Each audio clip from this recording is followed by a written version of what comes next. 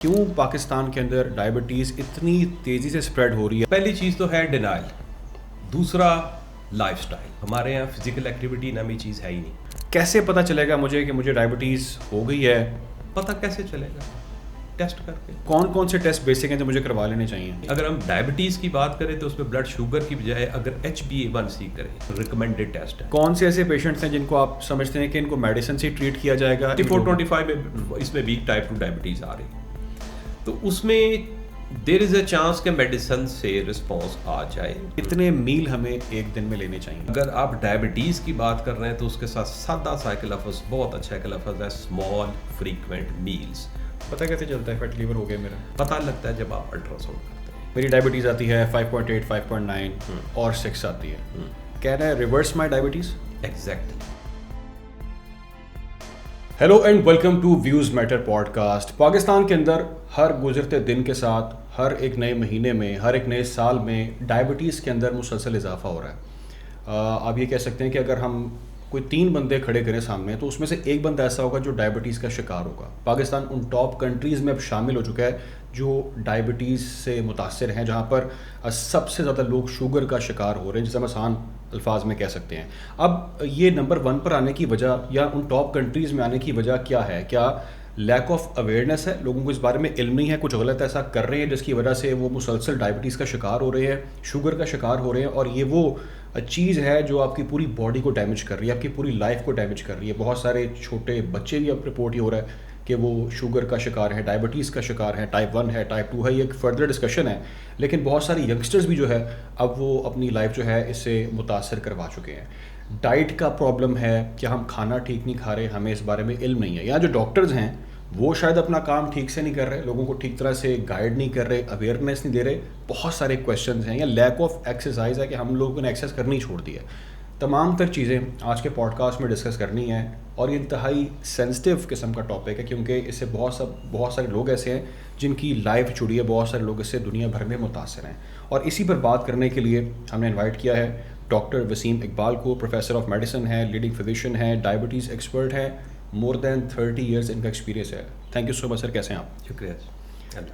Sir मैं start करूंगा इस डिस्कशन को एक सिंपल क्वेश्चन से जो कि हर बंदे के माइंड में इस वक्त है कि क्या रीज़न समझते हैं आप, क्यों पाकिस्तान के अंदर डायबिटीज़ इतनी तेज़ी से स्प्रेड हो रही है, रैपिडली इसमें हम देख रहे हैं इजाफा, और इसकी रीज़न क्या है? अच्छा, पता क्या है, इसमें आप कोई सिंगल रीज़न नहीं कह सकते। आपने जो बात की कि जो इंसिडेंस जो इंक्रीज़ कर रहा है पाकिस्तान में, इसमें आई वुड लव कि थोड़ा सा इसके बैकग्राउंड में चले जाएं। 5-6 साल 7 साल पहले पाकिस्तान को 18th नंबर पे था, उसके बाद पाकिस्तान 14th नंबर पे आया। ये 5-6 साल पहले की बात है, और उस वक्त ये इसी तरह ही WHO, इंटरनेशनल डायबिटीज़ फेडरेशन, ये सारे ये कंसर्न थे कि पाकिस्तान कहीं 8वें नंबर पे ना आ जाए इन 2040। और अभी देख लें, हम 2025-26 में ही पाकिस्तान तीसरे नंबर पे आ चुका है। ये ज़्यादा कंसर्निंग है कि किस स्पीड से हम ऊपर आए हैं। पाकिस्तान का इस वक्त तीसरा नंबर है। सबसे पहले ऑफ कोर्स चाइना, ये पॉपुलेशन के हिसाब से अगर आप कहें, चाइना की पॉपुलेशन सबसे ज़्यादा है, चाइना टॉप पे है, सेकंड पे इंडिया है, तीसरे नंबर पे पाकिस्तान। और अगर आप पर कैपिटा जिसको आप कहते हैं पॉपुलेशन वाइज देखें तो पाकिस्तान इस वक्त टॉप कंट्री है जिसमें डायबिटीज़ का इंसिडेंस बहुत ज़्यादा है। और ये भी कहते हैं कि 2050 तक जो है हम इसको डबल कर देंगे इस तादाद। देखें, जैसे मैंने अभी आपको बताया ना कि हम क्या मतलब जो इंटरनेशनल डाटा जो सारे कलेक्ट करते थे तो वो ये सस्पेक्ट कर रहे थे, एक लगता था, ख़तरा था कि पाकिस्तान 2040 तक ये ना हो जाए। तो वो तो हमने 2024, 25, 26 में 24 तक अचीव कर लिया हुआ था। 26 तो अब चल रहा है ना, 24 में ही पाकिस्तान तीसरे पोजीशन पे आ गया हुआ था। और 40-50 में तो बात किधर जाएगी, you can well imagine. But sir reason क्या है इसकी? मेरा क्वेश्चन तो वही आपसे कि इसकी क्या वजूहत है? मल्टीपल रीज़न है, कुछ बेसिक वजूहत बताएं इसकी क्या है? मल्टीपल रीज़न है। सबसे पहली चीज़ ये है कि हमारा एक अपना सोच का, हमारा एज अ कॉम एक अपना अंदाज़ है। हम मोस्ट ऑफ द टाइम हम डिनाइल फेज में रहते हैं। एक चीज़ होती है कि मुझे शुगर नहीं हो सकती, बात यह है कि अगर चेक ही नहीं करेंगे तो पता कैसे लगेगा।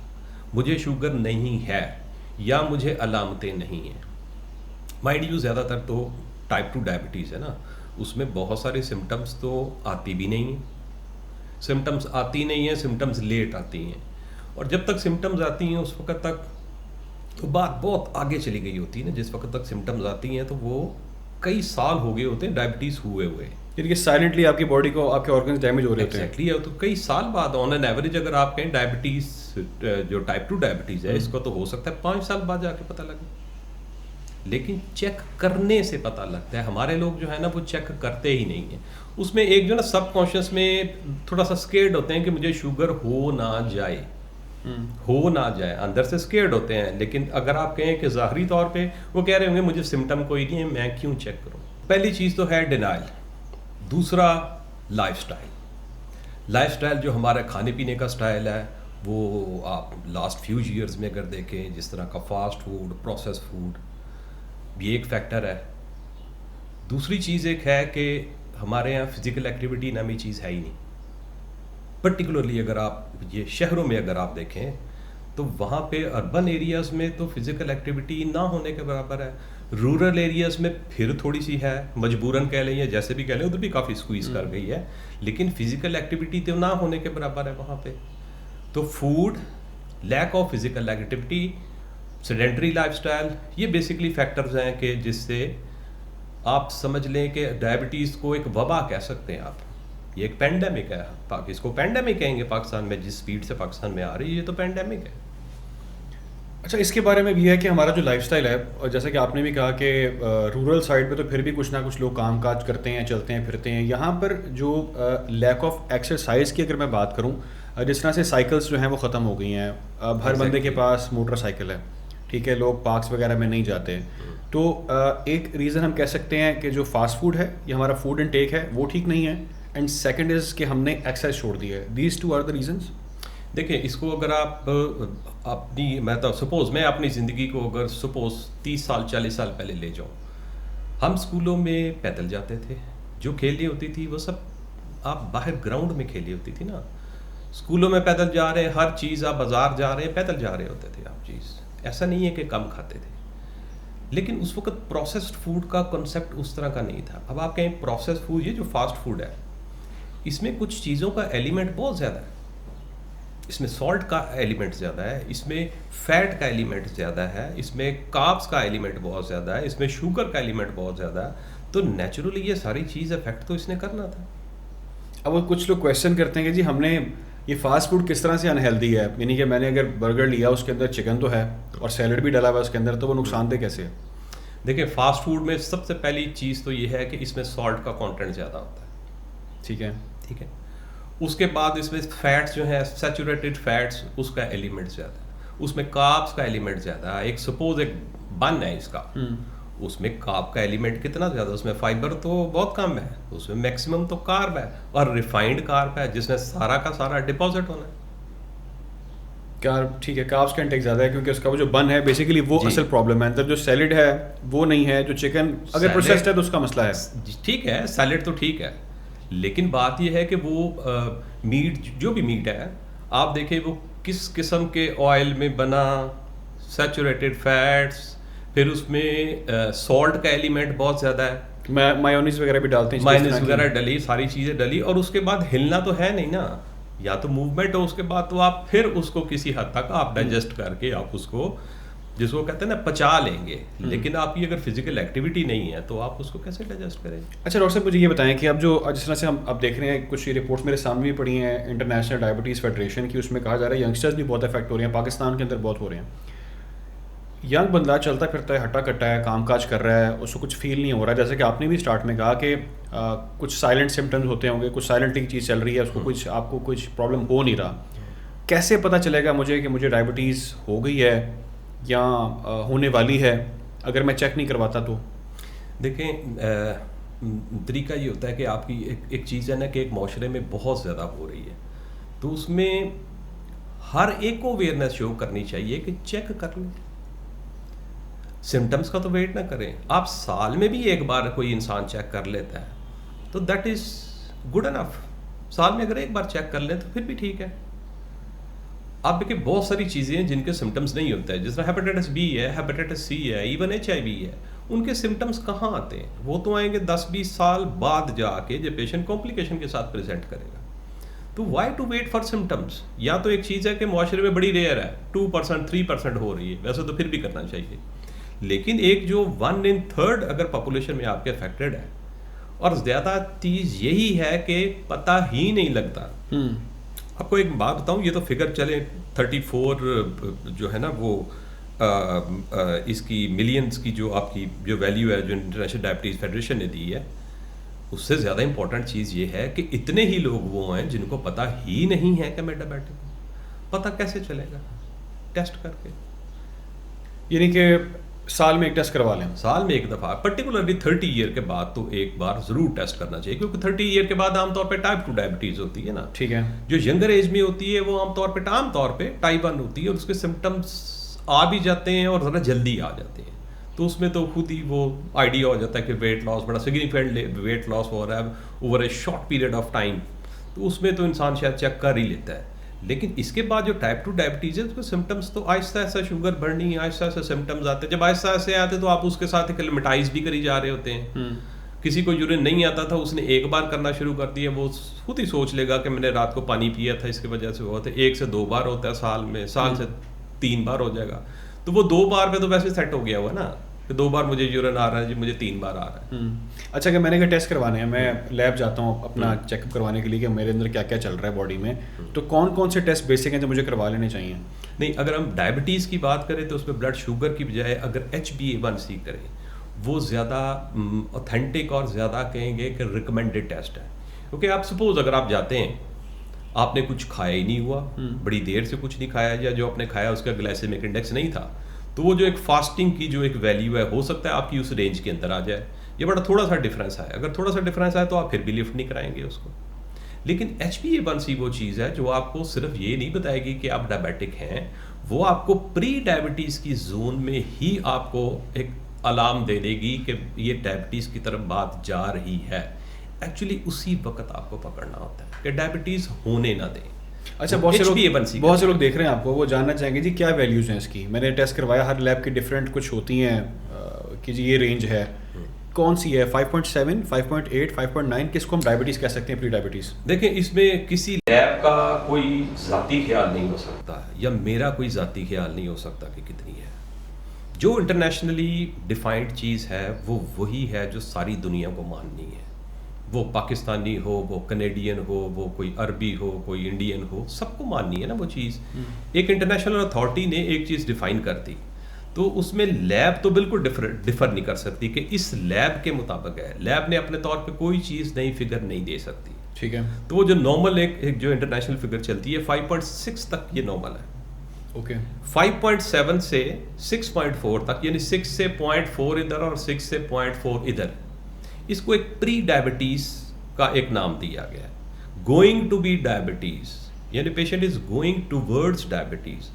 वो टाइम है जब आपने अपनी लाइफस्टाइल मॉडिफिकेशन से अपने आप को उस जोन से, ये ग्रे जोन है ना, आपने ग्रे जोन से इसको ग्रीन जोन में लेके आना है, तो उसी वक्त इंटरवीन करना है। ये आपने जो बात बताई, मैं इसी पे चाहूँगा हम फर्दर डिस्कस करते हैं। इस जोन से हमने कैसे बाहर आना है, क्या हमें चीज़ें करनी है, आ सकते हैं नहीं आ सकते, ये तमाम क्वेश्चन मैंने आपसे करने हैं। लेकिन उससे पहले एक चीज़ मुझे ये बताएं कि जो प्री डायबिटीज़ के लिए हम टेस्ट करवा रहे हैं, चेक करने के लिए कि डायबिटीज़ है, प्री डायबिटीज़ है, वो है HbA1c टेस्ट। बट उसके बारे में कहते हैं जी कि वो तो सिंपल आपके लास्ट 2 मंथ्स का रिकॉर्ड उसमें आता है कि पिछले 2 महीने में आप कैसे रहे हैं। तो मुझे उस 2 महीने पे जज कर लेना कि मैं डायबिटीज़ का शिकार हूँ या प्री डायबिटीज़ का शिकार हूँ या नहीं है मुझे? नहीं, ये एक्चुअली 3 मंथ्स का ये शो करता है। अच्छा।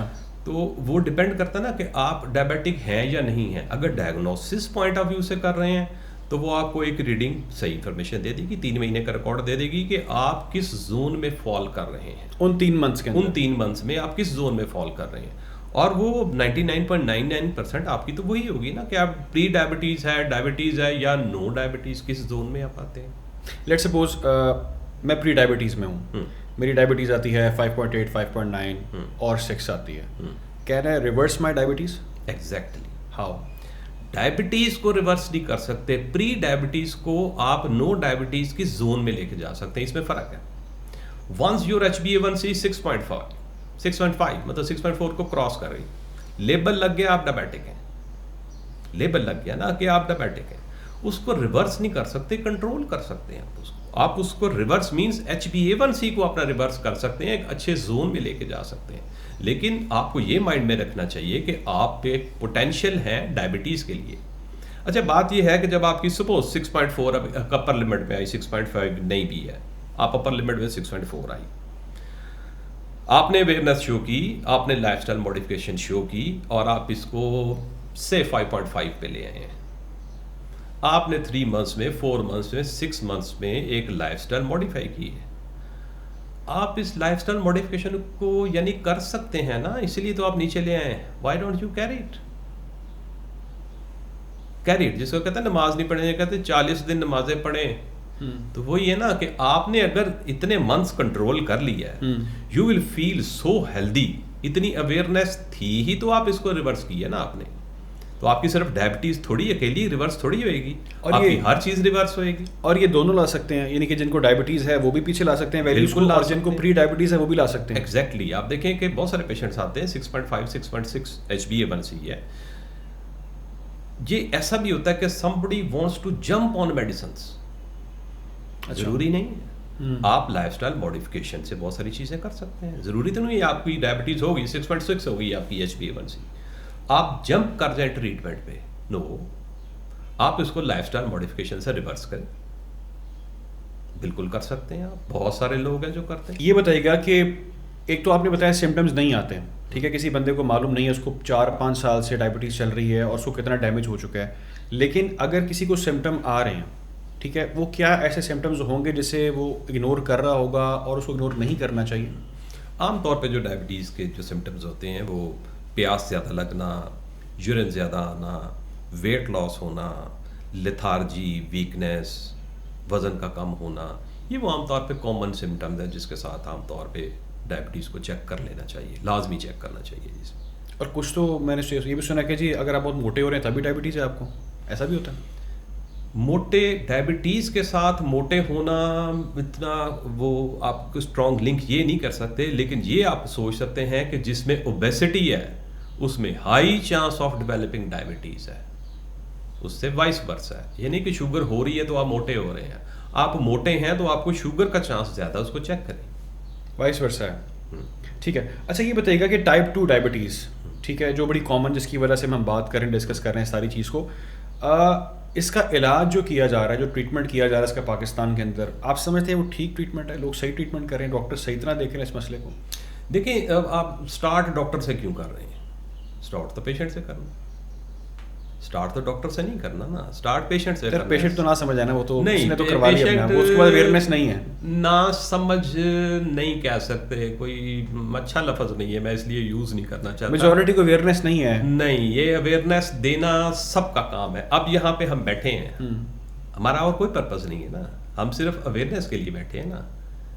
तो जिसको सपोज किसी ने चेक कर ली डायबिटीज, कोई भी चीज कर ली, डिपेंड करता है उस पर एक्शन क्या लेता है।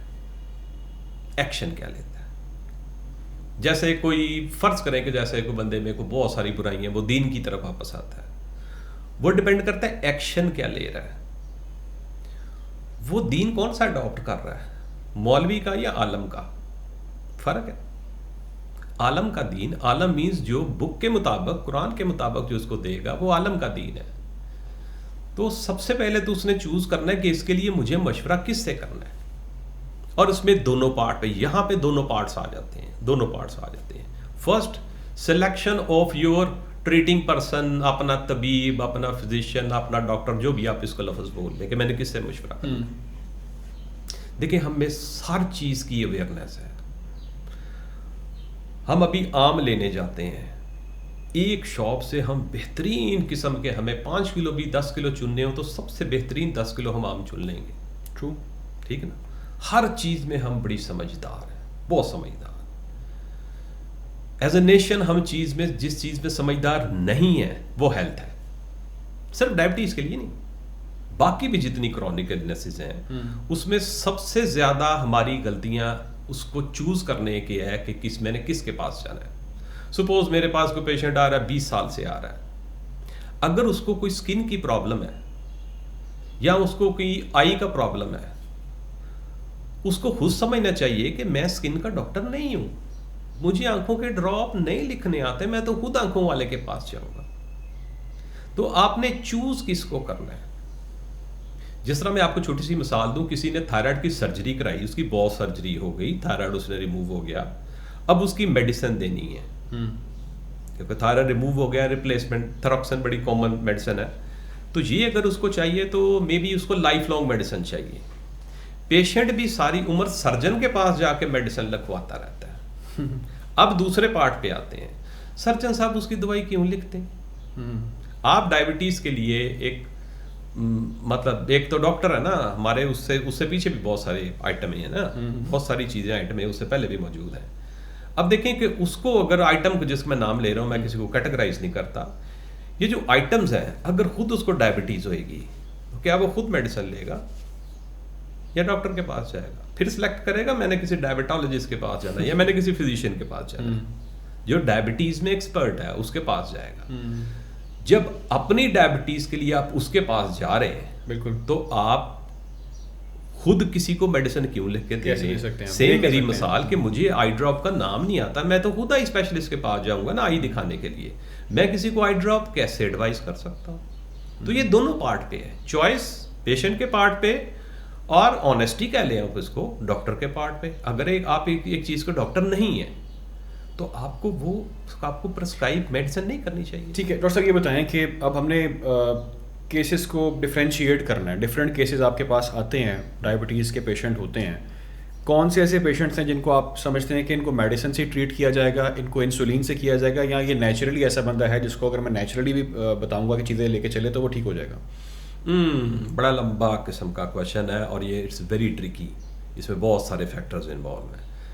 पहली चीज़ है कि अगर कोई यंग एज में आता है तो वो लाइकली है कि वो टाइप 1 डायबिटीज़ होएगी, इंसुलिन डिपेंडेंट डायबिटीज़ जिसमें इंसुलिन नहीं बनती, जिनमें इंसुलिन बनती नहीं, ठीक है, वो टाइप 1 ठीक है ना, लाइकली है, ज़्यादा चांस है कि वो टाइप 1 होगी, ठीक है, ठीक है।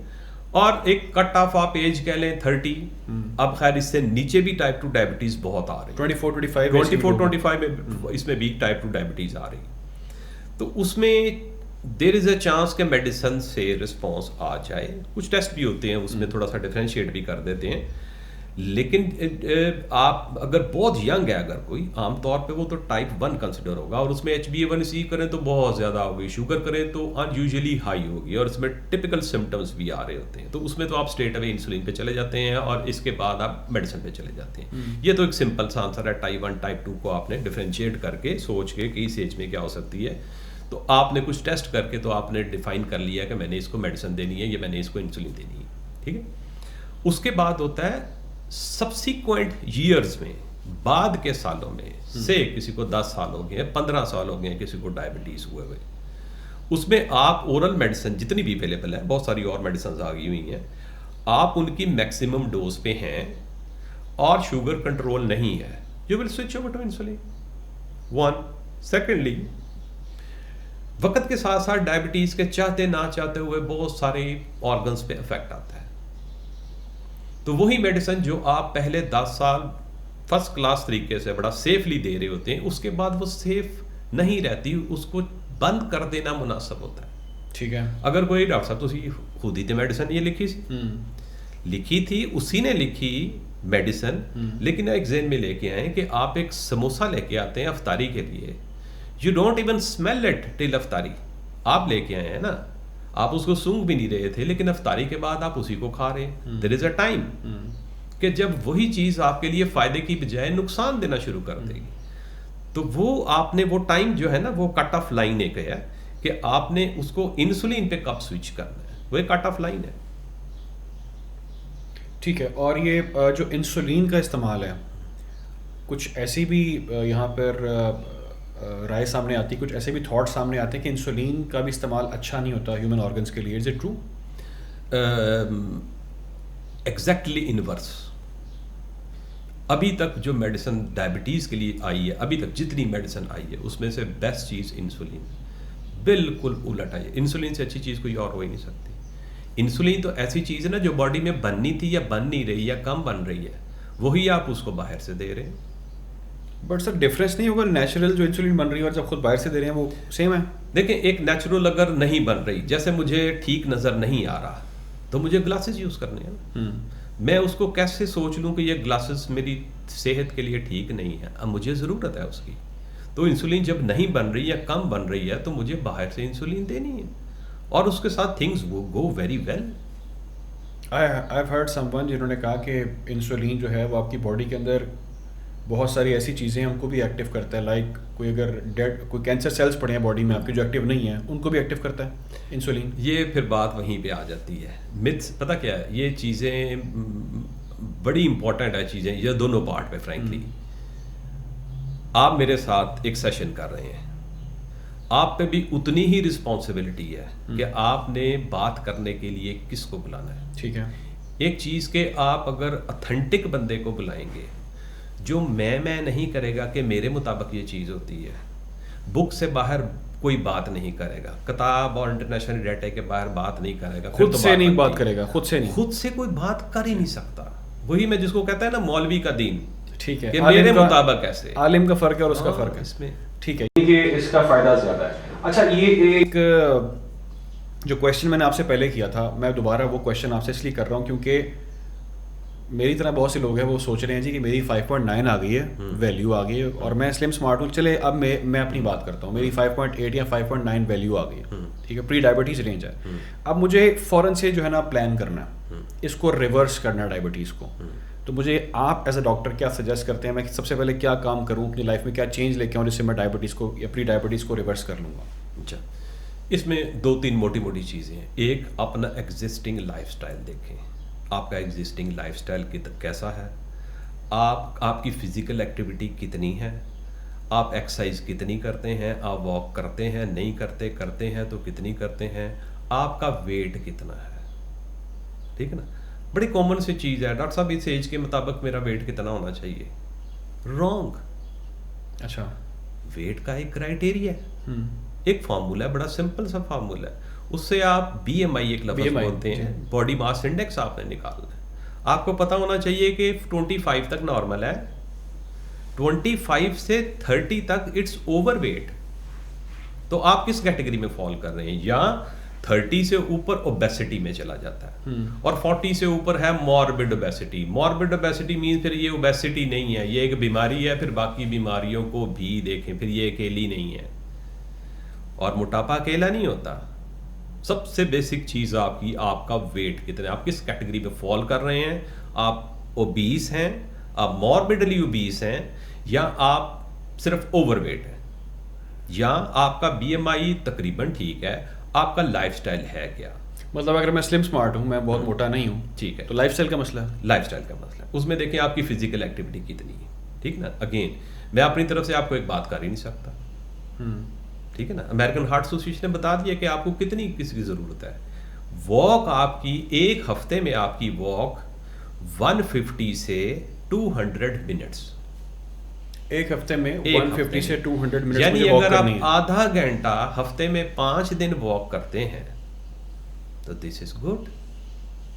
और चीज़ें हैं, साइकिलिंग है, ठीक है, तो साइकिल पे चलते हैं ना। एक मैंने चीज़ पिक कर ली कि जी हमें इसको प्री डायबिटीज़ को वापस करने के लिए, रिवर्स करने के लिए, एक तो हमें करनी है exercise 150 minutes in a week.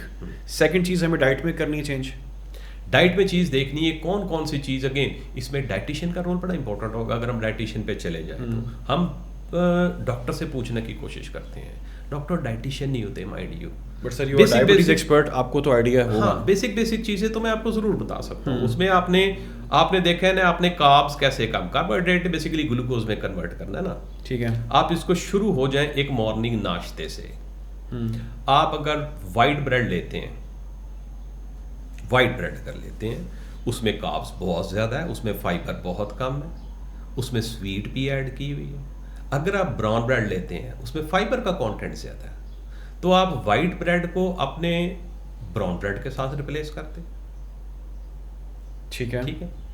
रोटी का आजकल बड़ा चल रहा है जी, रोटी ब्राउन, वो जो आजकल मल्टीग्रेन आटा, वो केक करने बहुत अच्छी बात, मल्टीग्रेन है, होल व्हीट है, हाँ जी, फाइबर ब्रेड है, ज़रूर कर लें, ज़रूर कर लें। इस तरह सिर्फ नाम इनका चेंज होता है कि इनकी जो अंदर इनके चीज़ें हैं वो भी चेंज होती हैं, क्योंकि कहते हैं जी है तो मैदा ही ना, कोई भी ब्रेड खा लो वो होता तो मैदा ही है, उसमें नहीं, कार्ब्स तो होते ही होते हैं। नहीं, ये जो वाइट जो है ना, जो है, जो क्या नाम है, जो आटा, जो आटा नॉर्मली हम गंदम का आटा यूज़ करते हैं, इसमें फाइबर होता है कम है, इसमें कार्ब्स ज़्यादा है।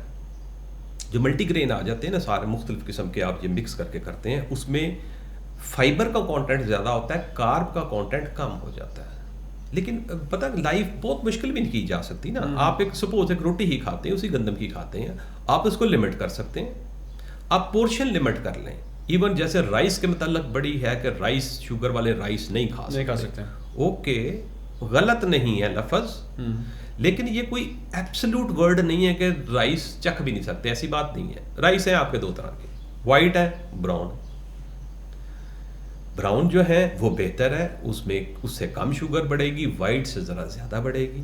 आप ले भी लें, एक पोर्शन ले लेते हैं तो उससे कोई वो जूस की तरह स्पाइक नहीं कर जाएगी। एब्सोल्युटली मना नहीं है। कितनी क्वांटिटी ले रहे हैं? एक लिमिट आप अगर ले सकते हैं, छोटी सी एक लिमिट अगर आप ले सकते हैं तो गुड इनफ, आप ले सकते हैं, एब्सोल्युटली मना नहीं। मतलब ब्रेड जो है उसमें हमें सोच समझ के चलना है कौन सी ब्रेड यूज़ करनी है। मल्टीग्रेन या ब्राउन ब्रेड जो है वो ज़्यादा बेटर है as compare to white bread. जी, 1-2 स्लाइस इनफ होंगे अगर बिल्कुल इसके साथ आप खा रहे हैं, सुबह नाश्ते में खा रहे हैं। एग्जैक्टली। अच्छा, एक और सवाल है, एक रिसर्च और भी है, मैं कुछ लोगों को सुन रहा था, और ज़्यादा प्रैक्टिस ये बाहर के ममालिक में होती है। ब्रेकफास्ट सुबह सुबह करने की ज़रूरत नहीं है, ठीक है। सुबह उठते ही जो पहला काम जो नाश्ता करना है, मैंने नाश्ता, आप ब्रेकफास्ट करना है ना, अपने फास्ट को आपने ब्रेक करना है, तो वो आप दोपहर 2 बजे कर लें, 3 बजे कर लें, फास्टिंग जब भी आपने ख़त्म करनी। कितने मील हमें एक दिन में लेने चाहिए या बार बार खाना चाहिए? अगर आप डायबिटीज़ की बात कर रहे हैं तो उसके साथ सादा सा एक लफ्ज़, बहुत अच्छा एक लफ्ज़ है, स्मॉल फ्रीक्वेंट मील्स। बार बार थोड़ा थोड़ा खाएं। देखें, एक चीज़ होती है जनरल वेलबींग, मेडिसिन अपनी जगह, को डिजीज़ होना एक अपनी जगह, सारी चीज़ें एक अपनी जगह। जो हर इंसान के साथ एक चीज़ कैरी कर रही होती है, एक फीलिंग के अम हेल्दी, जो कहते हैं जनरल वेलबींग। जनरल वेलबींग के लिए ज़रूरी है कि आप हर 3 घंटे के बाद कुछ खाएं। आप 3 मील्स ले रहे हैं, ओके फाइन, सुबह 8 बजे नाश्ता करते हैं, आप दोपहर 2 बजे खाते हैं, आप 11 बजे कुछ ना कुछ लें, इसी तरह 5 बजे कुछ ना कुछ लें। उसके साथ एक और एडवांटेज होता है कि अगर आपको पता है कि मैंने 11 बजे कुछ लेना है, आपको ऑटोमेटिकली आपका जो ब्रेकफास्ट है उसकी वॉल्यूम जो है वो कम हो जाएगा। आपको पता है मैंने 11 बजे कुछ ना कुछ लेना है, आपने थोड़ा सा 11 बजे खाया, आपने 2 बजे खाना है, अगेन उतनी भूख नहीं लगी होगी, ऑटोमेटिकली साइज उसका स्क्वीज हो जाएगा। इसी तरह आपने 5 बजे खाया, 8 बजे खाया, तो स्मॉल फ्रीक्वेंट मील जो है ना, ये सबसे बेहतर स्ट्रेटजी है। ऐसा ही इसमें भी मैं आपसे थोड़ा सा इसलिए ये चीज़ डिस्कस कर रहा हूँ क्योंकि यहाँ पे भी डिफरेंट वही ना राय मुख्तलिफ भी मैंने सुनी है, लोगों की, डॉक्टर्स की सुनी है जो डायबिटीज़ एक्सपर्ट हैं। अब वो कहते हैं जी कि अगर आप बार बार फ्रीक्वेंट मील लेंगे, कुछ कुछ देर बाद कोई ना कोई चीज़ खाएंगे, तो आपको इंसुलिन बार बार जो है वो आपका लबलबा कहते हैं वो प्रोड्यूस करेगा बार बार, तो ये उसके लिए जो है ना वो ठीक चीज़ नहीं है। ऐसा है? इतनी ना खाए ना कि उसको बेचारे को वो बार बार स्क्रीट करनी पड़े। डिपेंड करता है ना आप किस पे हैं, आप इंसुलिन पे हैं या ओरल मेडिसिन पे हैं। आप जितनी क्वांटिटी लेंगे उतनी उसको स्क्रीट करनी पड़ेगी ना।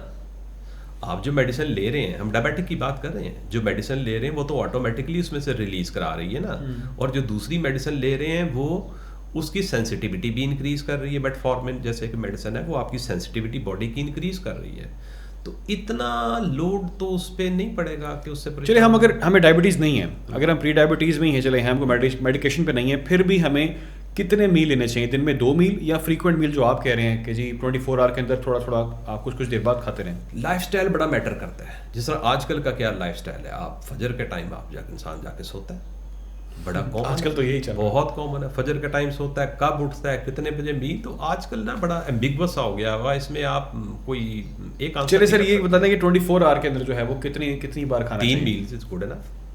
3 मील्स ले लें, बिल्कुल ले लें। उसमें प्रोटीन, फाइबर। देखें बहुत सारी कंट्रीज ऐसे हैं जहाँ पे मील्स हैं ही 2, जहाँ पे मील्स हैं ही 2। अच्छा, मजे की बात बताऊँ, आप दुनिया में जहाँ मर्जी चले जाएं एक्सेप्ट दिस सब कॉन्टिनेंट, आप लफ्ज़ मील का आपका कॉन्सेप्ट ही चेंज हो जाएगा।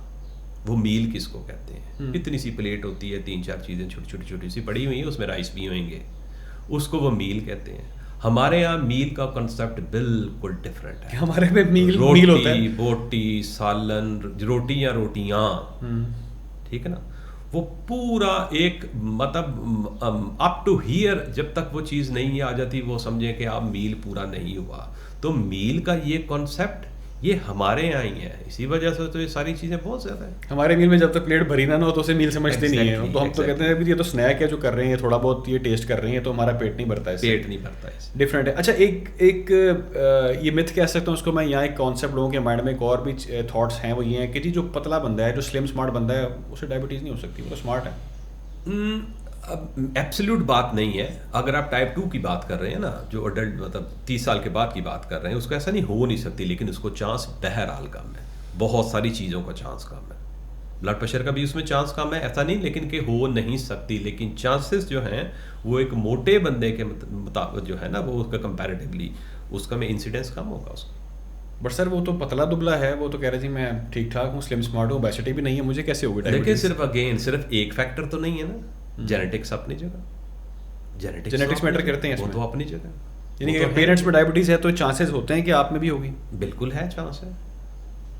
अच्छा, एक और चीज़ भी है, वो ये है कि जी आप कहते हैं ना यार ज़्यादा मीठा ना खा शुगर हो जाएगी, ज़्यादा चीनी मीठी चीज़ ना खाओ, बिस्किट बहुत मीठा है, ये शुगर हो जाएगी खाने से, ऐसा होता है?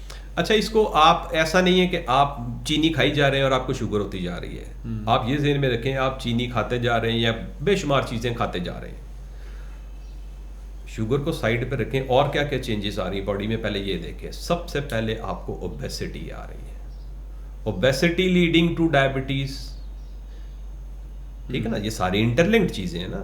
एक लफ्ज है मेटाबॉलिक सिंड्रोम, ठीक है ना, वो हमेशा ज़हन में रखना चाहिए। मेटाबॉलिक सिंड्रोम का मतलब है ब्लड प्रेशर, मतलब 5 चीजें, उनमें से कोई 3 हो तो इसको मेटाबॉलिक सिंड्रोम आप कहते हैं। सिंड्रोम मीन्स एक बंच है जिसको एक मतलब जो आप एक लेबल उस पर लगा सकते हैं कि सारी चीजें इकट्ठी इकट्ठी होती हैं। शुगर, ब्लड प्रेशर, ओबेसिटी, खास तौर पे सेंट्रल ओबेसिटी, जो हमारे यहाँ पेट का जो नॉर्मल शेप है हमारे एशियंस में, सेंट्रल ओबेसिटी, बैड कोलेस्ट्रॉल का ज़्यादा होना, अपना सॉरी ये जो अपना गुड कोलेस्ट्रॉल है इसका कम होना, रादर जिसको HDL कहते हैं उसका कम होना, LDL और एक ट्राइग्लिसराइड का ज़्यादा होना। हमारे यहाँ बड़ा कॉमन कॉन्सेप्ट है कि हम एक कोलेस्ट्रॉल चेक करके बैठ जाते हैं।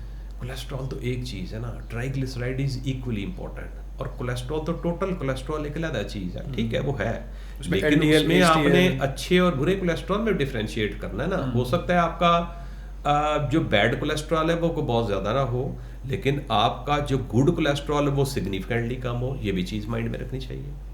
अच्छा, ये आपने जो अभी जिक्र किया है ब्लड प्रेशर का किया है, ओबेसिटी का किया है, मैं चाहूँगा कि अब इसको भी थोड़ा सा एक्सप्लेन करें, क्योंकि ओबेसिटी होगी तो फैटी लिवर भी होगा, ऐसा ही है? बिल्कुल, ये सब चीज़ें मिली हैं, बल्कि आप इसको कह सकते हैं कि मेटाबॉलिक सिंड्रोम की हेपेटिक लिवर को लफ्ज़ उसके लिए हेपेटिक यूज़ करते हैं, उसकी hepatic manifestation is fatty liver. ये जो आप सिंड्रोम में आपको कह रहे हैं मेटाबॉलिक सिंड्रोम, इसकी जो लिवर में चीज़ प्रेजेंट करनी है वो है फैटी लिवर, और फैटी लिवर आजकल इतना को कॉमन है। अगेन जिस तरह डायबिटीज़ हर तीसरे बंदे को है, फैटी लिवर हर तीसरे बंदे को है। ये बताएं कि फैटी लिवर होता क्यों है और हाउ डेंजरस इट इज़? सब चीज़ें लिंक्ड हैं। अच्छा, बड़ा कॉमनली हम देखते हैं कि अल्ट्रासाउंड की रिपोर्ट करा के बड़ा परेशान कोई फिर रहा होता है, ये फिर रही होती है कि डॉक्टर साहब देखो फैटी लिवर कौन सी दवाई खानी है, ठीक है, 100 किलो वजन है, हर जगह चर्बी है, हर जगह फैट है, तो हाउ कम कि आपके लिवर पे फैट नहीं होगी? ये तो उसी ऑर्गन का पार्ट है ना, मतलब हर जगह पे चर्बी इज एक्सेप्टेबल, लिवर के ऊपर चर्बी आ जाना जो है ना वो एक अलार्म है। चले कहीं पे अलार्म बज जाए, कहीं पे अलार्म बज जाए तो उस पर अलर्ट हो जाना चाहिए कि मैंने इसको रिवर्ट करना है। वैसे फैटी लिवर की अगर आप बात करें तो लिवर है कोई समझें कोई 1.5 kg का तकरीबन, मतलब फीमेल्स में थोड़ा सा कम और मेल्स में थोड़ा सा ज़्यादा, एवरेज एक 1.5 kg का एक ऑर्गन है, ये राइट साइड पे पेट के ऊपर हिस्से में पड़ा। इसमें अगर 5% अगर चिकनाई आ जाए, फैट आ जाए, तो इसको आप फैटी लिवर कहते हैं। पता कैसे चलता है फैटी लिवर हो गया मेरा? आम तौर पे तो आजकल अल्ट्रासाउंड किसी और पर्पस के लिए करें तो उसको आप फैटी लिवर। अगर मैंने नहीं करवाया अल्ट्रासाउंड, मुझे पता चल सकता है मेरा लिवर फैटी है कि नहीं है? कोई सिम्टम अल्ट्रासाउंड के बगैर सिम्टम आमतौर पे होते ही नहीं है। अच्छा, फैटी लिवर ज्यादातर लोगों को ग्रेड 1 होता है, और ग्रेड 1 का कोई सिम्टम होता ही नहीं, पता लगता है जब आप अल्ट्रासाउंड करते हैं। और अल्ट्रासाउंड में मेरे ख्याल दुनिया का आसान तरीन काम फैटी लिवर को पकड़ना है।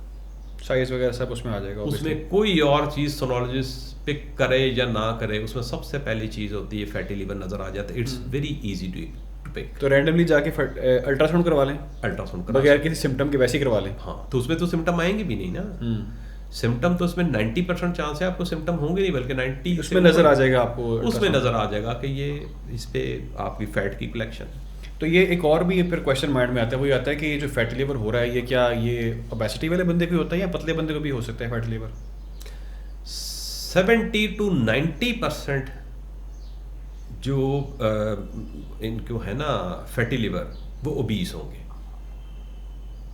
ओबेसिटी की 90%? हाँ, 70 to 90% ओबेसिटी के कैटेगरी में आ रहे होंगे। और इवन टाइप 2 डायबिटीज़ की अगर आप बात करें तो उसमें भी तकरीबन 60 to 70% लोगों को फैटी लिवर भी होगा। ये सब बताया ना, ये मिली हुई चीज़ें। बट आपने 10% का मार्जिन फिर भी रखा है, किसी पतले बंदे को भी हो सकता है फैटी लिवर? हो सकता है। नहीं, मैंने नहीं रखा, मतलब वो मैं कैसे रख सकता? ये जो फिगर्स हैं, हाँ, इंटरनेशनल फिगर्स हैं, ठीक है, जो स्टडी कहती है, जो स्टडी कहती है। अच्छा, ये डायबिटीज़ की हम बात कर रहे हैं, इससे बहुत सारी चीज़ें इंटरलिंक्ड होती हैं। यही हमने सुना है कि इससे आपको ब्लड प्रेशर भी हो सकता है, इससे आपको फैटी लिवर के भी मसले हो सकते हैं, कोलेस्ट्रॉल भी हो सकता है। ब्लड प्रेशर और डायबिटीज़ का आपस में क्या लिंक है? देखिए, लिंक तो आप वही जैसे हम उसकी बात कर रहे हैं ना कि रिस्क फैक्टर सबके मिलते जुलते हैं, सबके रिस्क फैक्टर। ऐसा नहीं कि डायबिटीज़ की वजह से ब्लड प्रेशर हो रहा है या डायबिटीज़ की वजह से फैटी लिवर हो रहा है, ऐसी बात नहीं है। अंडरलाइंग काजेज सेम है, जो इटियोलॉजिकल फैक्टर्स हैं, जो इसकी वजूहात है वो सेम है। जब सेम है तो उसको डायबिटीज़ भी हो रही होगी, उसका फिर ब्लड प्रेशर भी चेक करें, उसमें फिर बाकी चीज़ें देखें ना, उसमें फिर फैटी लिवर भी देखें, उसमें फिर कोलेस्ट्रॉल भी देखें, उसमें बाकी चीज़ें भी देखें, क्योंकि रिस्क फैक्टर सबके सेम है। अच्छा, ब्लड प्रेशर को थोड़ा सा मैं चाहूँगा आप और थोड़ा सा अगर एक्सप्लेन करें तो क्या वैल्यूज़ हैं जिस पे थोड़ा सा हमें कंसर्न होना चाहिए? हम कभी वैसे तो ब्लड प्रेशर चेक करते नहीं है। एक तो ये बताएं कितने अरसे के बाद आपको वैसे ही अपना ब्लड प्रेशर चेक कर लेना चाहिए, और कौन सी वैल्यूज ऐसी हैं अगर वो आ रही हैं मुसलसल तो it needs to be checked, उसके ऊपर हमें काम करने की ज़रूरत है। अच्छा, इसमें थोड़ा सा इंटरनेशनली पाकिस्तान में थोड़ा सा इसमें डिफरेंस आ जाता है। इंटरनेशनल जो वैल्यूज़ हैं उसके मुताबिक 120/80 इज़ नॉट नॉर्मल, जिसको हमारी पॉपुलेशन कहती है कि ये आइडियल है, उसको नॉर्मल नहीं कहते। 119 तक नॉर्मल है लेकिन 120 नॉर्मल नहीं है। अच्छा, ठीक है ना। 79 तक को नॉर्मल कहते हैं, 80 को नॉर्मल नहीं कहते। तो 120/80 अगर किसी का है तो जो मतलब गोरा साहब ने जो फरमा दिया, उन्होंने एक्सटेंडेड दे दिया से 5 साल के लिए एक्सटेंडेड एक सेट कर दिया कि ये चीज़ है, तो उसमें 120/80 इज़ नॉट नॉर्मल। हमारे यहाँ उसको आप कह लें कि ये तो जिसको कहते हैं ना कि बनाई हुई चीज़ें हैं कि 140/90 तक को भी नॉर्मल कर लेंगे, कंसिडर कर लेंगे, उस वक्त तक पेशेंट मेडिसिन पे जाएगा नहीं, जाना नहीं चाहेगा, आप लिख भी देंगे तो नहीं लेगा। इसमें एसोसिएट एक चीज़ है कि साथ ब्लड प्रेशर के साथ और क्या क्या है, साथ उसके साथ डायबिटीज़ है कि नहीं, उसके साथ हार्ट डिजीज़ है कि नहीं, उसके साथ ओबेसिटी है कि नहीं, उसके साथ कोलेस्ट्रॉल है कि नहीं, उसके साथ किडनी डिजीज़ है कि नहीं। तो ये जो एसोसिएटेड चीज़ें इसके ये भी डिफ़ाइन करती हैं कि आपने किस लेवल पे रखना है। जैसे डायबिटिक का ब्लड प्रेशर आमतौर पे कोशिश करते हैं कि आप 70 तक रखें, 70 to 80 के दरमियान रखें। आपने आज नहीं लेना देखना, क्योंकि ब्लड प्रेशर तो मोस्ट ऑफ द टाइम को सिम्टम देता ही नहीं है, तो इसकी कोई सिम्टोमेटिक ट्रीटमेंट तो होती नहीं है, अलामती ट्रीटमेंट तो उसकी कोई नहीं होती। अच्छा, कुछ लोगों को ब्लड प्रेशर होता है, I have seen my self many people, उनका बीपी ज़्यादा आ रहा होता है कि हम मेडिकल स्टोर पे चेक करवाया और वो हाई बीपी आया, लेट सपोज चले वो 150 आ रहा है, नीचे वाला 90 जा रहा है, 100 भी जा रहा है। मैंने देखे ऐसे लोग, तो वो कहते हैं यार नहीं ये मैंने ना मुझे मूड बड़ा ख़राब था, गुस्से में था इसलिए ज़्यादा आ गया, नींद पूरी नहीं की उससे ज़्यादा आ गया, खाना नहीं खाया हुआ इसलिए मेरा बीपी ज़्यादा आ रहा है। अब मुसलसल रहा बीपी ज़्यादा ही रहा है, उसके पास रीजंस तो हैं कि रीज़न ये हो सकती है, अज्यूम कर लिया।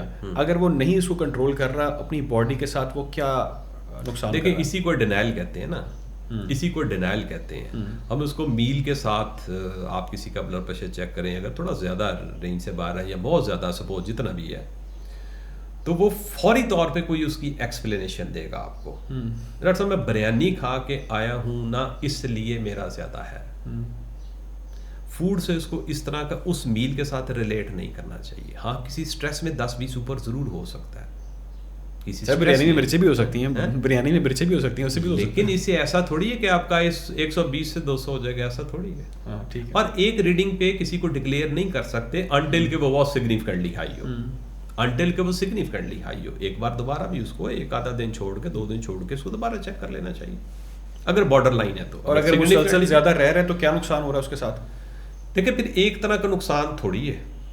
आप एक चीज़ देख लेना कि आप किसी का ब्लड प्रेशर 120/80 से कम रखते हैं और एक का आप रखते हैं 140/90। इन दोनों को आप 5 साल के बाद देखें। 5 साल में 140/90 वाले को बहुत सारी और चीज़ें आ गई होंगी, उसमें दिल के पट्टे मोटे हो गए होंगे, उसमें और बहुत सारी चीज़ें जो ऐसा ऐसा जो बाद में जाके प्रोमिनेंट होंगी, बहुत सारी चीज़ें उसमें आती जा रही होती हैं। ये जो दुनिया या गोरे ये सारी स्टडीज़ फैसला करके रखती हैं ना कि ये इसको इतना रखा जाए, इसकी कोई वजह ही होएगी ना। इसके एक लफ्ज़ बोलने से पहले या लिखने से पहले पता नहीं कितने साल की रिसर्च होती है कि ये ब्लड प्रेशर या इसका ब्लड प्रेशर या किडनी डिजीज़ है या डायबिटीज़ है, उसका ब्लड प्रेशर की लिमिट इतनी रखनी चाहिए। ये कोई एक बंदे का फैसला तो होता नहीं है। अच्छा, मैं एक और भी आपसे यहीं पे क्वेश्चन ऐड कर दूं ब्लड प्रेशर के हवाले से।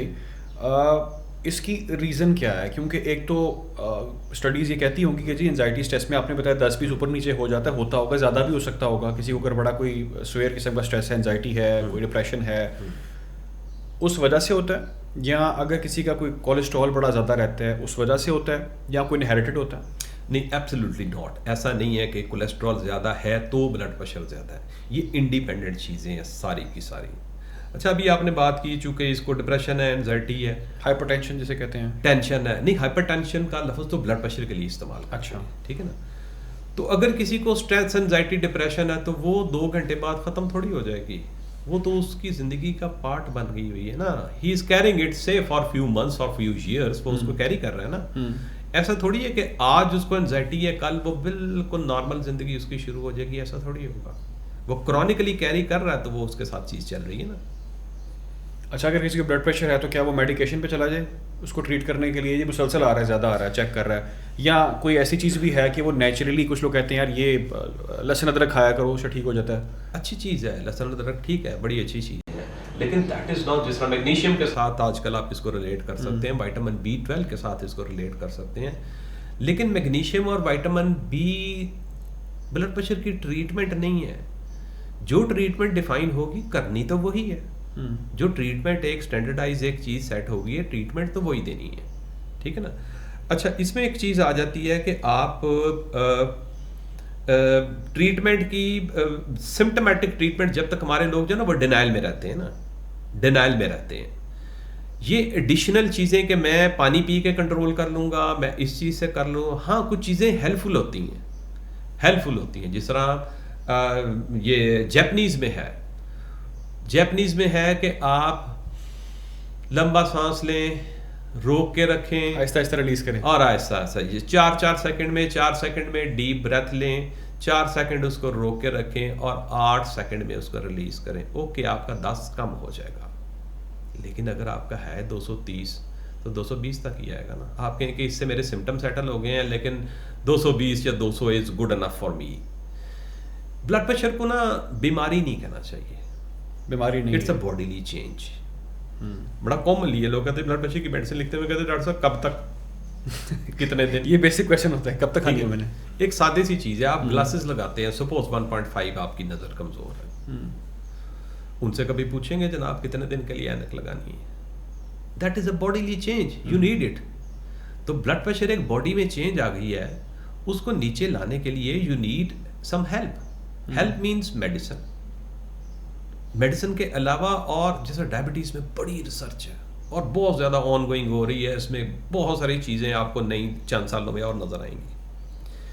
ब्लड प्रेशर पे तो ऐसी कोई बात ही नहीं कि कोई ऐसी मेडिसिन आ जाए जो 1 महीने के लिए काफ़ी हो या 1 साल के लिए काफ़ी हो या सिर्फ 1 हफ्ते का कोर्स हो, ऐसी तो कोई चीज़ है नहीं। लेकिन सर ये जो ब्लड प्रेशर है, अगर वो कंडीशनल बेस है, किसी को कोई पैनिक अटैक्स होते हैं, कोई एंजाइटी रहती है, उस डेज में बहुत वो फील करता है, वो मेडिकेशन पे रहता है ब्लड प्रेशर की, ताकि बीपी उसका पैनिक मोड में बहुत हाई चला गया है, डॉक्टर ने रिकमेंड कर दिया उसको। उसके बाद कुछ अरसे बाद, साल 2-3 बाद, उसका ब्लड प्रेशर नॉर्मल रहना शुरू हो गया, और अगर वो मेडिसिन छोड़ देता है ब्लड प्रेशर की और तब भी उसका बीपी नॉर्मल रह रहा है, तो इट फाइन? जी बिल्कुल ठीक, उसमें छोड़ सकते हैं। बात यह है कि उसने साल में 6 महीने में वो जो स्ट्रेस, एंजाइटी, पैनिक जो भी होते थे वो उसने ओवरकम कर लिया विद हेल्प ऑफ मेडिसिन। वो फिजिशियन ने नहीं लिखना, वो ब्लड प्रेशर के बंदे ने नहीं लिखना, ब्लड प्रेशर के डॉक्टर ने नहीं लिखना, वो उसको साइकेट्रिस्ट ने, या उसने साइकोथेरेपी कराई, या वो खुद उसने अपने आप को मॉडिफाई किया, या वो स्ट्रेस ओवर हो गई किसी भी वजह से, उसने ओवरकम कर लिया उसको। अब उसका ब्लड प्रेशर नॉर्मल रहना अगर शुरू हो गया है तो ज़बरदस्ती थोड़ी उसको कोई मेडिसिन दे रही है, अब ठीक है तो ठीक है। अच्छा, one more very important question भैया, आपसे मुतालिक है, डॉक्टर से मुतालिक है। डॉक्टर्स के पास एक तो कुछ लोग हैं वो जाते हैं और वो एक्सपेक्ट करते हैं कि ढेर सारी दवाइयाँ लिख के दो, तो ठीक है अच्छा डॉक्टर है, इसने बहुत दवाइयाँ लिख दी हैं, और ऐसा होता भी है। कुछ डॉक्टर्स 8-8, 10-10 दवाइयाँ देते हैं, और मैंने देखा ऐसे पेशेंट्स को, ज़्यादा एज के जो होते हैं, बड़ी एज के होते हैं, वो बहुत सारी 8-10 गोलियाँ खा रहे होते हैं। इतनी सारी गोलियाँ, इतनी सारी दवाइयाँ खानी, क्या ये ठीक है बॉडी के लिए? बहुत ज़्यादा मेडिसिन का लेना भी नुकसानदेह नहीं होता? देखिए, अगर आप मतलब सपोज अगर एक फिजिशियन से अगर आप कहेंगे, तो फिजिशियन के पास एक सिंगल डिजीज़ के साथ या सिंगल किसी डायबिटीज़ या किसी एक चीज़ के साथ पेशेंट आम तौर पे नहीं होता। ऑन एन एवरेज उसको 4 चीज़ें चल रही होती हैं। डायबिटीज़ है तो ब्लड प्रेशर है, कोलेस्ट्रॉल है, मैदे की दवाई हर एक को ज़रूरत होती है, थोड़ा बहुत आर्थराइटिस आ गया, हो सकता है उसको हफाजती मेडिसिन जैसे कि कोलेस्ट्रॉल की या कोई खून पतला करने वाली है, वो तो काफ़ी सारी वैसे ही बन जाती हैं। अगर प्रॉपरली अगर किसी पढ़े लिखे बंदे ने, किसी जेन्युइन बंदे ने उसको मेडिसिन लिखी है तो वो उसको लेनी है। एक चीज़ होती है फजूल की पॉलीफार्मेसी, 3 तरह के विटामिन लिख दिए, कोई सिम्टोमेटिक मेडिसिन लिख दी है, वो चीज़ मतलब जो अननेसेसरी चीज़ें हैं, तो ऐसे ही मेडिसिन ऐड करना वो उसको नुकसान दे सकता है। लेकिन जो उसको ज़रूरी है वो बेशक 25 हों, वो मेडिसिन उसको देनी है। मेडिसिन उसकी होगी, मैं ऐसी की बात कर रहा हूँ जिसको 5-6 चीज़ें इकट्ठी चल रही हैं, वो 2 तरह की होंगी। एक है जो उसके लिए ज़रूरी है कि बंद करेंगे तो चंद हफ्ते बाद या जो उसको वो किसी कॉम्प्लिकेशन में चला जाएगा, तो आपने उसको दे के रखना है उस कॉम्प्लिकेशन को होने से रोकने के लिए। कुछ मेडिसिन होती हैं जो वो पेशेंट क्विट करेगा, छोड़ देगा या उस दिन नहीं लेगा तो उसको वो अलामतें आएंगी। जैसे एंटी इंजाइनल मेडिसिन है, उसने छोड़ दी तो उसको इंजाइना के फीचर आने शुरू हो जाएंगे। कोई ऐसी मेडिसिन है जो वो ले रहा है, जैसे पेशाब अबर गोली हैं, तो वो दे रहे हैं तो वो पानी उसका आगे निकल रहा है, अगर वो छोड़ देगा तो उसका सांस खराब होना शुरू हो जाएगा। ये है अलामती मेडिसिन। तो वो करते करते बाज़-औक़ात पेशेंट की अंडरलाइंग जो कंडीशन है वो बहुत सारी चीज़ें इकट्ठी हुई होती हैं, तो उसमें समटाइम्स मेडिसिन बहुत ज़्यादा बन जाती है। राइट। अच्छा, मैंने एक ऑस्ट्रेलियन रिसर्च अभी देखी है कुछ दिन पहले ही, और उसमें वो था, ये एक्सप्लेन कर रहा था वो डॉक्टर्स, उसमें एक पैनल था, वो एक्सप्लेन कर रहा था कि आजकल के जो अब जवान आ रहे हैं, यंगस्टर्स आ रहे हैं, ये बहुत जल्दी इनमें एजिंग आ रही है, इनके ऑर्गन्स, इनकी बॉडी बहुत जल्दी बूढ़ी हो रही है, आसान अल्फाज में। सर इसकी क्या रीज़न है? ये तो शॉकिंग चीज़ है। आपको यहाँ पे भी नज़र आएगी। आप किसी 20-22 साल के बच्चे को एक छोटा सा काम कह दें, थका पड़ा होगा, वही वो चीज़ वही। आप ब्रायलर का शायद आपने लफ्ज़ सुना हो कभी, ब्रायलर जो है ना उसको वो उनको एक तरफ देसी मुर्गा बनते हुए जवान होते हो और ब्रायलर को देखें आप, वो खड़ा नहीं हो सकता। इवन आप कहें जी वो 2 महीने में पलता है और वो 6 महीने में पलता है, आप उसके मंथ्स भी सेम करते हैं, उसका एक्सपोजर ही नहीं है बाहर कहीं, उसकी फिजिकल एक्टिविटी है ही नहीं। एजिंग तो एक लफ्ज़ है ना, उसमें तो बहुत सारी और चीज़ें आ रही हैं, उसमें बेसिटी आई जा रही है, उसमें मसल तो उसने कभी अपने इस्तेमाल ही नहीं किए, टांगों से कभी चला नहीं है, मतलब एक बड़ी लिमिटेड इधर से उठ के उधर चला गया, तो वो मतलब नेचुरली ये तो अफेक्ट तो आएगा कल को। अच्छा, हम बात करते हैं जब रिकवरी की, किसी भी तरह से आप अगर किसी चीज़ से आप अफेक्ट हैं तो आप उसकी रिकवरी पे काम करते हैं। मैं थोड़ा सा एक्सरसाइज के हवाले से चाहूँगा कि आप उस पर भी कमेंट करें। Strength training versus cardio exercise, क्या रिकमेंडेड है?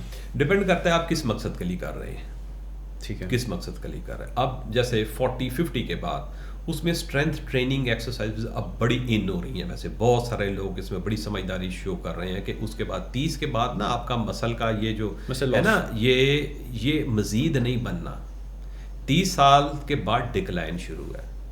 उसके बाद आपकी स्ट्रेंथनिंग एक्सरसाइज, कार्डियो डिपेंड करता है अंडरलाइन कोई बीमारी तो नहीं है, आपको कार्डियो मीन्स आपने हार्ट को स्ट्रेंथन करना है ना, तो आजकल तो बड़ी यंग एज से, टीन से, 20 से वो कार्डियो की तरफ वो जा रहे हैं, लेकिन एक्सेसिव नहीं। और बाज़ औक़ात हार्ट की ऐसी कंडीशन होती है जिसमें आप एक्सेसिव कार्डियो की तरफ नहीं जा सकते, आप हार्ट रेट इतना ज़्यादा होना आप अफोर्ड नहीं कर सकते, आपको कुछ इसमें लिमिटेशंस रखनी है। लेकिन अगेन उसको स्क्वीज़ करते हैं कि आपको 30 के बाद आपको ये मसल्स के लिए अपनी जो स्ट्रेंथनिंग एक्सरसाइजेज हैं ये जारी रखनी चाहिए। एक और सवाल, यंग एज में बहुत ज़्यादा रिपोर्ट हो रहा है हार्ट अटैक्स, इसकी रीज़न क्या है? बहुत कॉमन है, बहुत कॉमन है। और इसमें अनफॉर्चुनेटली ये जो आइसिंग है जो बहुत यंग में आ रही है ये बड़ी कॉमन है। अगर उसको आप साइड पे करते हैं, आइसिंग को या इस किस्म के एडिक्शन को आप साइड पे करते हैं, और बहुत सारे फैक्टर्स, सबसे इम्पोर्टेंट चीज़ ओबेसिटी, किसको ब्लड प्रेशर चल रहा है, किसको कोलेस्ट्रॉल चल रहा है, सेडेंटरी लाइफस्टाइल, आपको मिड 20s में ये चीज़ें नज़र आनी शुरू आजकल बहुत रिपोर्ट हो रही है, बहुत रिपोर्ट हो गई। और ये सारे फैक्टर्स पीछे हैं, सारे फैक्टर्स को देखें ना, वो कोई एक चीज़ नहीं है, ये मल्टी फैक्टोरियल है ना, तो सारे फैक्टर्स को एड्रेस करते हैं। अच्छा, एक इशू और भी है, वो ये है कि आप वैसे ही जाके रैंडम टेस्ट करा लें अपना, ठीक है, कोई जाता है कराता है और वो देखता है जी मैंने अपना लिपिड प्रोफाइल का टेस्ट करवाया, जिसकी हम बात कर रहे थे कोलेस्ट्रॉल की, उसमें ट्राइग्लिसराइड्स हैं, HDL है, LDL है, ये सारी चीज़ें। अब वो कहता है जी मैं बड़ा स्लिम स्मार्ट हूँ और मेरी लिपिड प्रोफाइल बड़ी ख़राब आई है, मेरा कोलेस्ट्रॉल बहुत ज़्यादा आया है, ये किस हद तक डेंजरस है?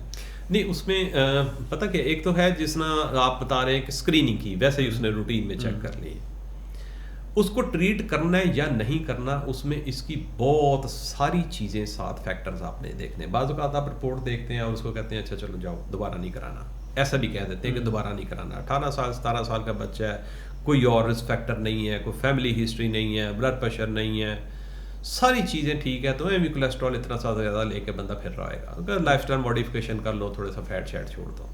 हाँ, उसी में अगर एक चीज़ होती है फेमिलियल हाइपर ट्राइग्लिसराइडीमिया, जिसमें फैमिली में चल रहा होता है, ये जो ट्राइग्लिसराइड है बाज़ का थाउजेंड्स में होता है, थाउजेंड्स में होता है समटाइम्स। हाँ, मैंने देखी रिपोर्ट, किसी ने सोशल मीडिया पे शेयर भी की थी। तो उसमें वो एक रिस्क फैक्टर है जिसमें बहुत यंग एज में हार्ट अटैक हो सकता है। ये कितने पे सर, कितने पे, मैं बात काट रहा हूँ, कितने पे खतरनाक होता है ट्राइग्लिसराइड? देखें 500 से अगर ऊपर जा रहा है ना, तो उसको कंसिडर करें कि फेमिलियल है, उसकी फैमिली हिस्ट्री ज़रूर लें, फैमिली हिस्ट्री ज़रूर लें। इसकी पैटर्नल जो फैमिली हिस्ट्री है उसमें उससे भाई हैं उसके, वालद, दादा, चचाओं में या इस साइड के जो कजन्स हैं उनमें फैमिली हिस्ट्री डिग आउट करें, उसमें कोई कम एज में कोई हार्ट डिजीज है कि नहीं है, उसको तो आपने ड्रेस करना ही करना है, वो जिस एज में भी 500 क्रॉस करने के बाद, वो तो जिस एज में आ जाए तो आपने उसको ड्रेस करना ही करना है। अच्छा, अगर 200 में है, 300 में है, तो फिर उसको इतनी डायर नीड नहीं होती।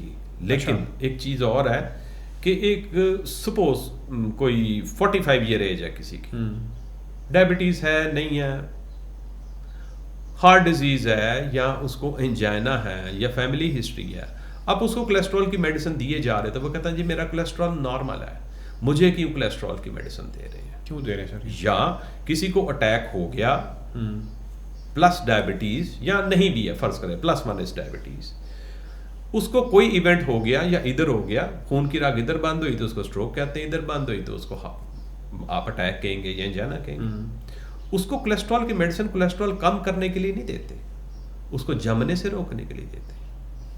अच्छा, ये चीज़ कम तो वो बाय डिफ़ॉल्ट होगा ही ना। हाँ, वो सर ये अगर आप मेडिसिन खाएं भी लिपिड की, आप जो कोलेस्ट्रॉल की मेडिसिन खाएं भी, अगर 1 महीना, कुछ मैंने देखे लोगों को वो 1 महीने के लिए मेडिसिन डॉक्टर उन्हें प्रिस्क्राइब कर देते हैं, वो खाते हैं और उनकी कुछ वैल्यूज़ नीचे भी आ जाती हैं। खानी चाहिए वो सारी उम्र खानी। किसी को एक इवेंट हो गया, इधर हो गया या इधर हो गया, अब तो वो जो बैड कोलेस्ट्रॉल है, अभी तो बिल्कुल सीधी सीधी एक फिगर आ गई है कि अगर इवेंट हो गया है तो उसका LDL 50 से नीचे रखें। हम 100 तक बड़ा खुश होते हैं ना। अगर किसी को इवेंट हो गया, कोई ना कोई हो गया, व्हाट्सएवर इज एज, उसका LDL 50 से नीचे रखना है आपने। ठीक है, इसको मॉनिटर करना चाहिए, इसको मॉनिटर करना चाहिए। अच्छा, आजकल एक फैशन भी बन गया, एक ट्रेंड बन गया, हम लोग ना सोते नहीं है ज़्यादा, हम नींद नहीं पूरी करते, मतलब मल्टीपल रीज़न है, सोशल मीडिया है, रात को और तरह की एक्टिविटीज़ होती हैं, आजकल गैदरिंग्स होती हैं, तो ये जो 3-4 घंटे लोग सो रहे हैं, 5 घंटे सो रहे हैं और कह रहे हैं जी मैं फ्रेश हूँ, आई एम फाइन, वो ठीक है? बिल्कुल फाइन। एक बॉडी की नीड है 6 to 7 आवर्स एक जिस्म की ज़रूरत है। ये मशीन है जिस्म, ये एक मशीन है ना, मशीन की अपनी ज़रूरतें हैं। ये मशीन है, इसकी अपनी ज़रूरतें हैं, हवा, पानी, खाना, नींद इसकी बड़ी अहम ज़रूरत है। वो आज अगर फील नहीं हो रहा तो वो आहिस्ता आहिस्ता महसूस होना, वो आहिस्ता आहिस्ता बॉडी पे इम्पैक्ट, फिर कहते हैं जी एजिंग आ रही है। तो ये अल्टीमेटली तो आनी है चीज़ें। आप अभी सारी हम बातें कर रहे हैं, बीमारियों की बातें कर रहे हैं ना, शुगर जा रही है जी, ब्लड प्रेशर जा रही है, फलां हो गया, हार्ट अटैक्स आ रहे हैं, सारी चीज़ें, बड़े परेशान हम बैठे हैं। उसमें अगर आप देखें तो आज से 30 साल पहले ये चीज़ें नहीं थी, या कम थी, बहुत कम थी, इग्नोरेबल थी फ्रैंकली अगर देखा जाए तो। जिस स्पीड से हम ऊपर आए हैं, जो बड़ी नोटिसेबल चेंज है मिड 80s के बाद। मिड 80 तक रात का मतलब होता था 9 बजे, जिसके बाद कराची के अलावा कोई शहर नहीं था, ना लाहौर ना कोई और शहर था कि 9 बजे के बाद आपको एक बंदा बाहर, घर के बाहर नजर आए। There was a sort of pin drop silence after 9 PM। 9 बजे की खबरें देखते देखते अगर आप देखें तो बुजुर्ग तो उतनी देर में सो गए होते। और मैक्सिमम 9:45 एक टाइम होता था जिसमें सब चीज़ें ख़त्म हो के शहर पूरा सो गया होता था, पूरा शहर सो गया होता था। ऑटोमेटिकली फजर का टाइम उठना था। और आप देखें कि इसमें कितना टाइम, 7-8 घंटे की नींद हो जाती है। फजर के टाइम सारी दुनिया उठती थी। तो जो एक्चुअली टाइम जिस चीज़ के लिए कुदरत ने जो बनाया गया, आप कुदरत से जितना दूर होते जाएंगे उतनी सारी चीज़ें बढ़ती जाएंगी, एजिंग भी बढ़ती जाएगी, बीमारियां भी बढ़ती जाएंगी, स्ट्रेस भी बढ़ती जाएगी, ये नई नई चीज़ें, ये शुगरें, ये ब्लड प्रेशर थे, फलां थे, एनजाइटी, ये सारी चीज़ें आती जाएंगी। आप लाइफस्टाइल को दोबारा रिवर्ट कर दें उधर, इट्स नॉट पॉसिबल। अब तो मार्केट्स 9 बजे बंद करने का कोई स्टेटमेंट है तो कहते हैं इतनी जल्दी बंद करा दें, तो मसला चल रहा है उसके ऊपर। हाँ, वो तो 11 अगर हम बजे तक टाइम ले रहे हैं मार्केट्स क्लोज करने का। पूरी दुनिया 5 बजे बंद होती है, पूरी दुनिया 5 बजे बंद होती है। सुबह अर्ली खोलते हैं और शाम को Exactly. नींद। राइट। अच्छा, लास्टली मैं चाहूँगा डॉक्टर साहब, कोई ऐसी पॉलिसी, कोई ऐसी सजेशन, कोई ऐसी चीज़ जो गवर्नमेंट लेवल पे आप समझते हैं कि इसके ऊपर हमें काम करने की ज़रूरत है, जिससे हम डायबिटीज़ को कंट्रोल कर सकते हैं, इसका ग्राफ नीचे लेके आ सकते हैं, गवर्नमेंट क्या स्टेप ले सकती है? देखिए, अब जब एक बड़ी एविडेंस सी चीज़ है, सारे पाकिस्तान को पता है कि 2 चीज़ें जो बहुत स्पीड से बढ़ रही हैं, एक ब्लड प्रेशर, एक शुगर। ठीक है, जैसे आप कोविड का एक टाइम आया था तो वैक्सीनेशन के बगैर आप कुछ नहीं कर सकते थे। दुनिया का कोई काम नहीं कर सकते थे आप वैक्सीनेशन के बगैर। तो इट्स नॉट इम्पॉसिबल कि आप हर इवेंट के साथ HbA1c को अटैच कर दें, उसको नादरा के साथ लिंक कर दें। ऐसा नहीं है कि आज उसने HbA1c किया है ना, परसों उसने रजिस्ट्री ट्रांसफर करनी है तो फिर उसको वो कर लें। उसको कम से कम 6 मंथ्स की या 1 साल की भी वैलिडिटी करते उसकी। जैसे पोलियो का ड्रॉप मैंडेटरी है ना, और ये गवर्नमेंट करवाएगी, गवर्नमेंट कराएगी, वरना प्राइवेट लैब्स चलोगी तो मौजी हो जाएंगी। गवर्नमेंट को करना चाहिए ना, ये गवर्नमेंट खुद से करे, गवर्नमेंट खुद से करे ना। HbA1c गवर्नमेंट लेवल पे आना चाहिए, आम कौन करेगा फिर? और इसमें एज डिफाइन कीजिए कि इस एज से इस एज तक जो है आपने मैंडेटरी है, से आप 30 एज कह लें, ठीक है। उसके बाद 100 साल तक, 120 साल तक जिसने जो एक्टिविटी करनी है, इवन शादी करनी, ID कार्ड बनवाना है, सफ़र करना है, कुछ भी करना है किसी ने, उसके साथ आप HbA1c अटैच करते हैं और उसके नादरा के रिकॉर्ड पे आ जाए, रिट्रीवेबल हो। Very good suggestion. इसको हमें अगर हम चाहते हैं कि हम इस डायबिटीज़ को जो है कंट्रोल करें, या इसके ऊपर हम कोई ऐसी स्ट्रैटेजी बनाएं, कोई ऐसी पॉलिसी बनाएं, क्योंकि हमारा ग्राफ तो बहुत तेज़ी से ऊपर जा रहा है। और मेरा ख्याल है डॉक्टर साहब की बात बिल्कुल ठीक है कि इसको हमें नादरा के साथ ही लिंक कर देना चाहिए, क्योंकि जिस तरह से जो इन्होंने करवाना था वो करवा ही लेते हैं, तो ये भी करवा लेंगे। डॉक्टर साहब, thank you so much for your time, बहुत शुक्रिया आपके वक्त के लिए। नाज़रीन, कोई भी ऐसी चीज़ जो कि मैं हमेशा हर पॉडकास्ट के एंड में कहता हूँ कि मैं शायद ना पूछ पाया हूँ, मेरे माइंड में वो चीज़ ना हो, बट मैंने अभी समझ के मुताबिक डॉक्टर साहब से क्वेश्चंस किए हैं। अगर आप कुछ पूछना चाहते हैं, आपके माइंड में कोई क्वेश्चन है, कुछ चीज़ है, आप ईमेल करें, आप कमेंट करें, आप पर्सनली हमें मैसेज भी कर सकते हैं, हमने नंबर अपना शेयर किया हुआ है। मैं डॉक्टर साहब से वो तमाम क्वेश्चंस, वो चीज़ें उनसे डिस्कस करूँगा, और नेक्स्ट पॉडकास्ट में आपसे वो तमाम चीज़ें हम डिस्कस भी करेंगे। इंशाल्लाह। ख्याल रखें, दुआ में याद रखें। अल्लाह हाफ़िज़।